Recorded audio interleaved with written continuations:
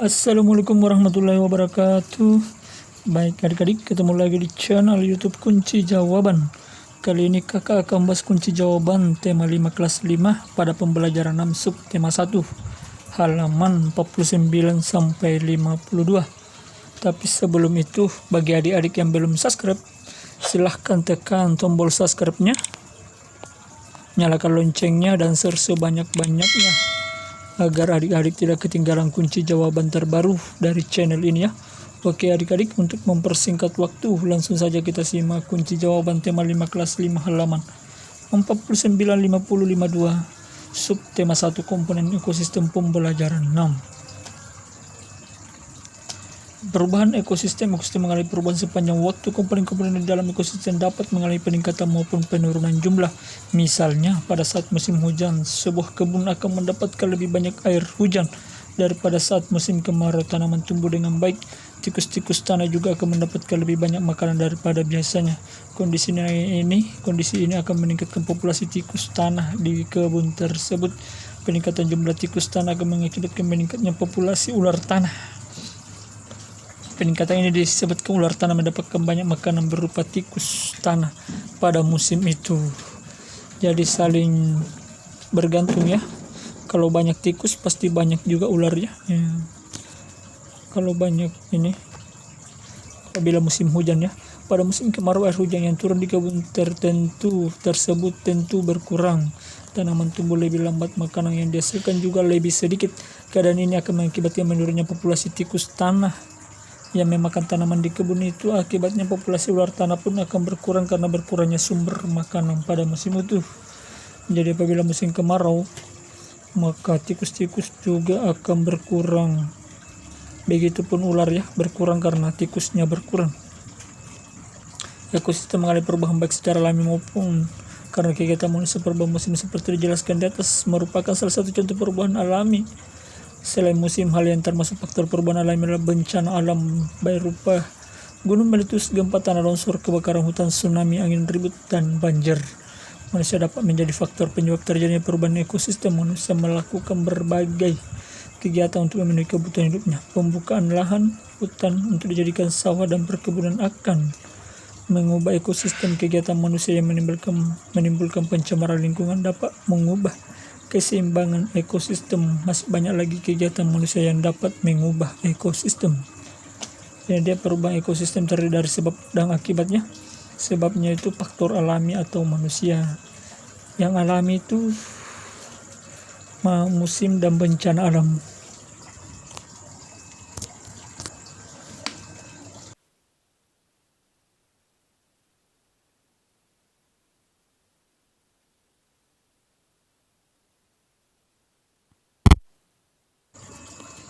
Kemudian faktor manusia adalah pembukaan lahan, pencemaran lingkungan. Akibatnya peningkatan atau penurunan jumlah suatu komponen dalam ekosistem. Yang kedua, akibatnya keseimbangan ekosistem terganggu.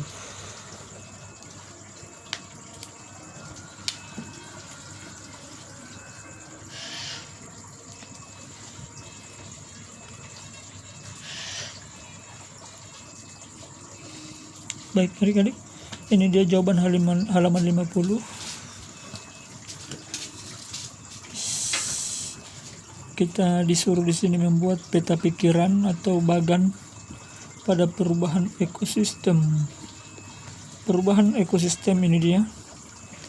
Sebab dan akibat. Sebabnya ada dua, alami dan manusia. Alami itu musim dan bencana alam.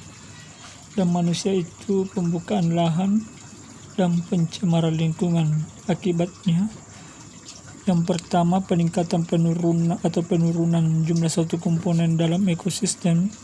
Yang kedua, keseimbangan ekosistem terganggu. Silakan digambar adik-adik atau dicatat.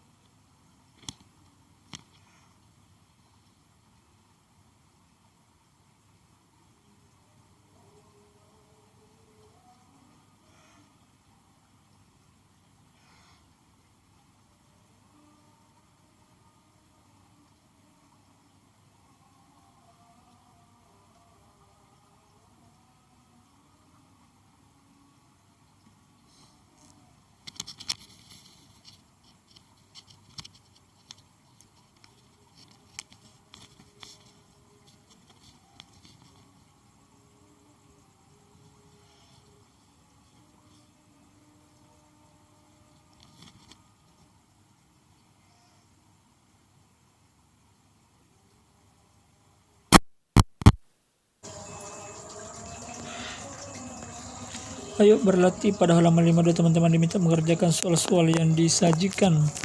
Ini dia jawaban dari halaman 52. Satu, apa saja menyebabkan terjadinya perubahan ekosistem? Jawabannya adalah adanya faktor alam, yaitu perubahan musim dan bencana alam, serta faktor manusia, yaitu kegiatan industri dan pembukaan lahan yang tidak bertanggung jawab. Silahkan dicatat adik-adik jawaban nomor 1.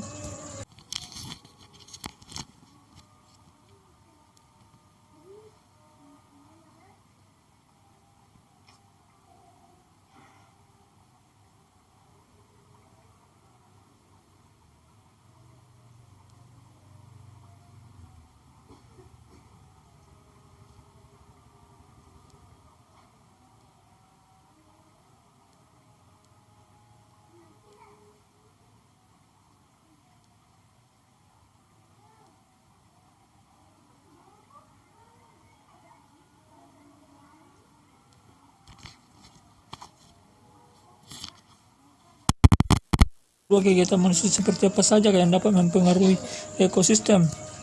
Jawabannya adalah kegiatan industri yang menimbulkan polusi, pembukaan lahan yang tidak bertanggung jawab, dan melakukan perburuan liar.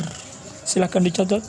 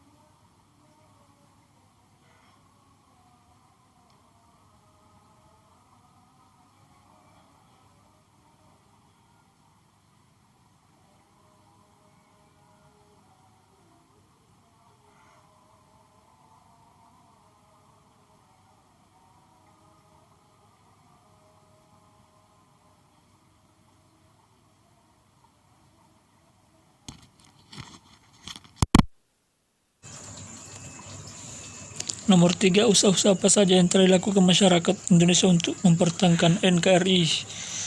Yaitu bersikap toleransi terhadap sesama untuk menjaga persatuan dan kesatuan bangsa. Silahkan dicatat adik-adik.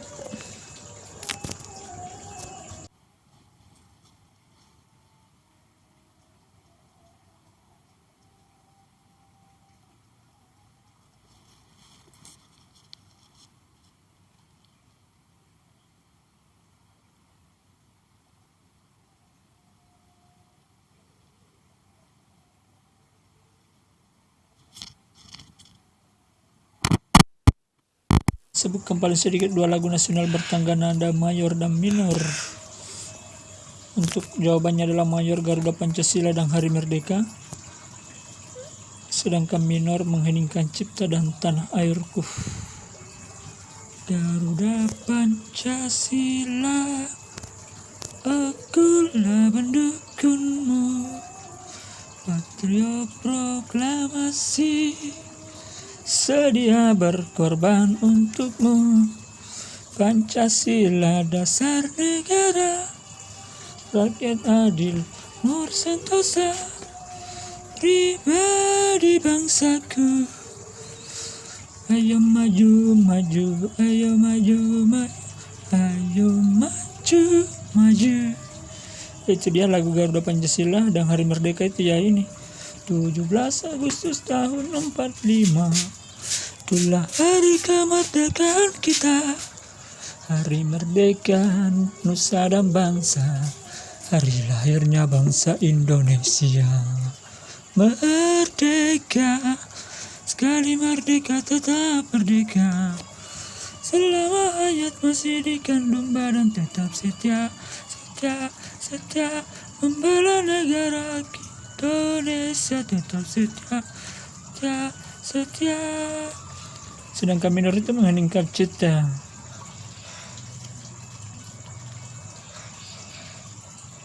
Dan tanah airku ya, tanah airku.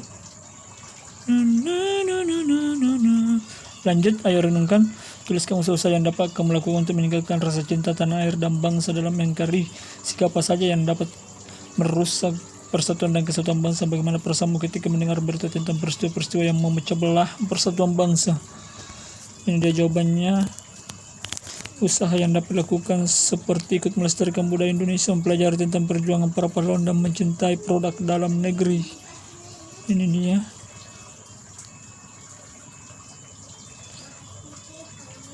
Jadi jawabannya dengan nomor 3 sama ya. Ini usaha yang dilakukan masyarakat Indonesia untuk mempertahankan NKRI. Ini dia. Melestarikan budaya Indonesia, mempelajari tentang perjuangan para pahlawan, mencintai produk dalam negeri. Dan ini ya.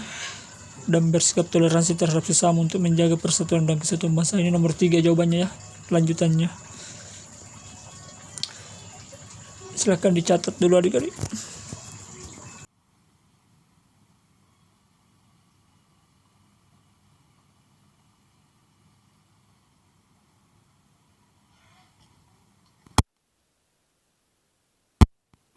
Aku diskriminatif terhadap seseorang atau kelompok orang, berbuat curang, menghina orang lain, memusuhi orang lain, dan mendorong orang lain berlaku tidak adil. Ketika mendengar berita tentang peristiwa-peristiwa yang memecah belah persatuan bangsa, perasaan saya adalah tidak terima karena kesatuan bangsa telah dipecah belahkan. Itu dia ya adik-adik ya, yang perlu kita renungkan. Jangan sampai terjadi ya. Kerjasama dengan orang tua, bersama dengan orang tua mencari gambar yang menunjukkan salah satu bencana alam yang pernah terjadi di daerahmu atau di Indonesia. Dengan menggunakan gambar tersebut, minta orang tua untuk menceritakan peristiwa tersebut, akibat yang ditimbulkan, dan tindakan-tindakan dilakukan untuk menghindari bencana tersebut. Silahkan ceritakan dengan orang tua kalian tentang bencana yang terjadi di Indonesia atau di dekat rumahmu atau di daerahmu ya.